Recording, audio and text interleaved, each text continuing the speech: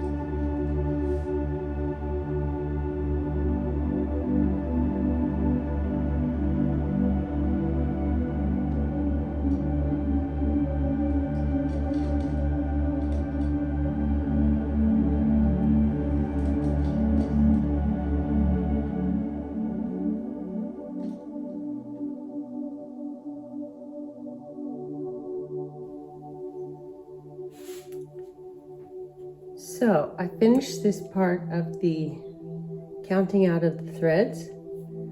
There are 220 individual ends. And this cross here is for a reason. It's to help in the actual stringing of the loom. I'm very pleased with the color combination.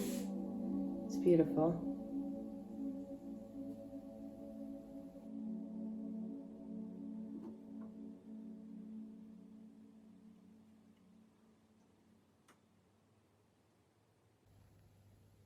The cross that was there on the warping board is now here. So it's just a way to keep the thread straight and to know which one comes directly after the next. And that way it prevents tangles, theoretically. Every weaver has had plenty of tangles in their lives. So now I'm stringing them in the order they come off the cross. See that? So the next one is obviously that one. And the one after that is that one. It's really easy to keep them in order. And they go in order through the beater. So so far I've got 1, 2, 3, 4, 5, 6, 7. I only have 213 left to do. I'm starting from the center. That's what this is. That's the marking of the center of the reed. And I'm moving out this way, and then I'll come back to this pile and move out that way. A lot of counting involved in weaving. There is a lot of counting. Warping a loom is very time consuming, but I really enjoy it. And it's one of those things that if you find you don't enjoy when you're learning to weave, then you just don't weave, because it is the majority of the work goes into the actual warp. The weaving is the easiest part.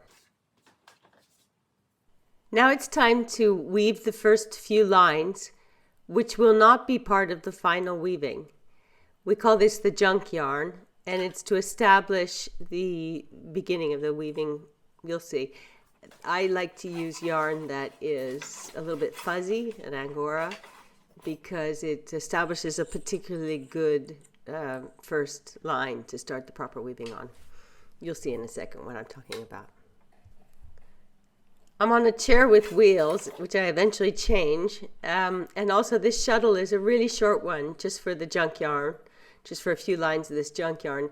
And that's why I'm having to reach into the shaft. That's kind of a no-no, because when you put your hands in the shaft, it stretches it out at the ends.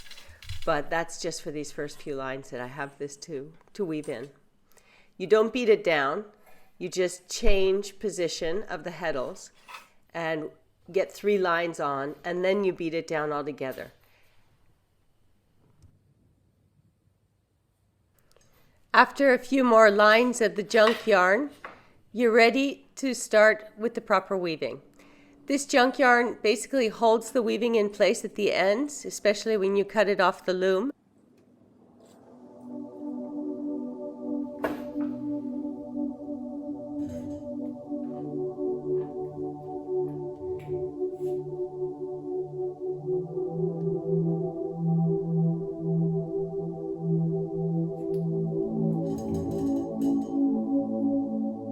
This is the pattern that we'll be following. I read it from the bottom up. So you read the entire bottom line and you think in terms of from left to right, 1, 2, 3, 4. Those are the columns. And those match up with the petals. 1, 2, 3, 4, from left to right. So this pattern, the first line that you put in will be petal 1, petal 3, and petal 4 pushed down at the same time. So all 3 of them pushed down at the same time. Line 2 will be petal 4, petal 1 and 2.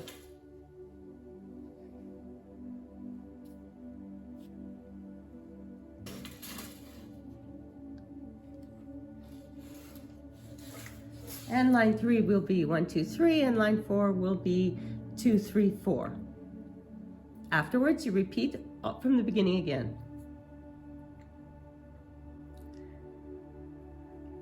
What I just described is in this part here, where the color comes through. So I did a little bit of experimenting with different weave structures, and I wasn't seeing the color from the warp until I came upon the 3-1 twill. And so when you'll see it very soon when I've woven some of it out, it will have a surprising amount of the warp color coming through.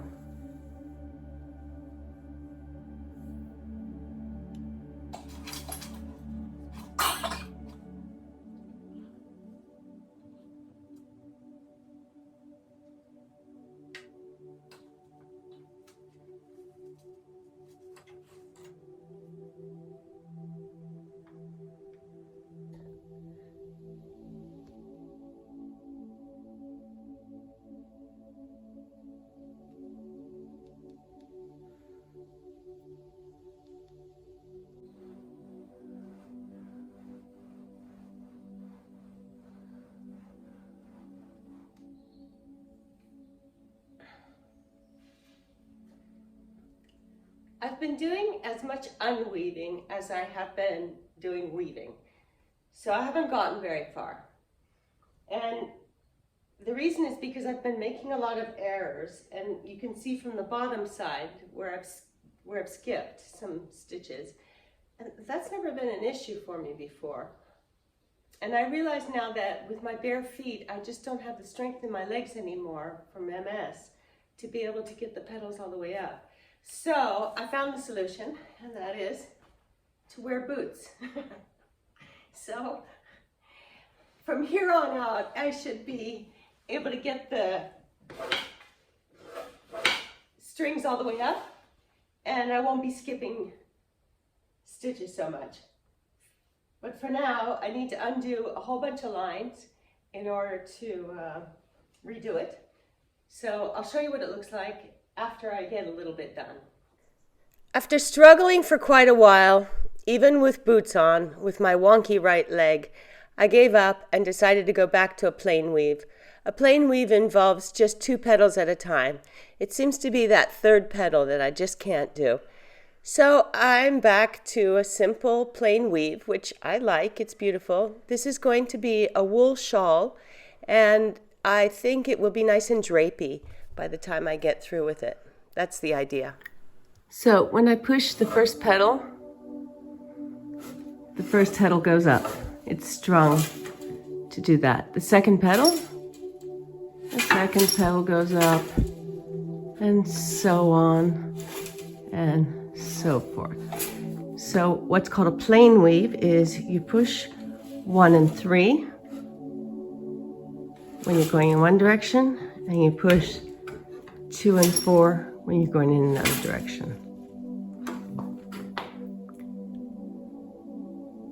Every time a heddle goes up, it brings these strings up, and that creates what's called a shed. So your thread goes through that. Then with the next line, when you put another set of strings up, it locks the strings in place that you've put in previously. It's pretty simple. And then you just go back and forth with the shuttle, laying the string in.